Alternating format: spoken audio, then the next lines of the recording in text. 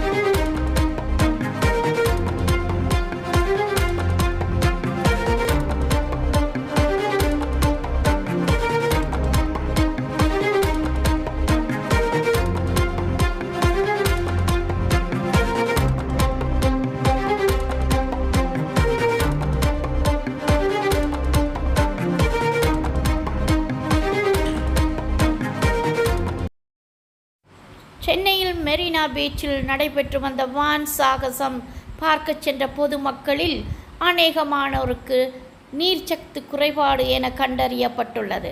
இதன் நிமித்தம் 93 பேர் வைத்தியசாலையில் சிகிச்சை பெற்று வரும் நிலையில் அவர்களில் 3 காலமாகி இருப்பதும் தெரிய வருகிறது.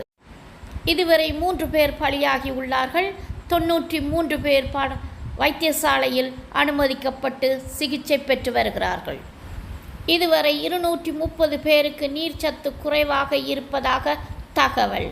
துல்லியமாக செய்திகளை கேட்பதற்கு சாந்தி செய்திகளை கேளுங்கள். நன்றி, வணக்கம்.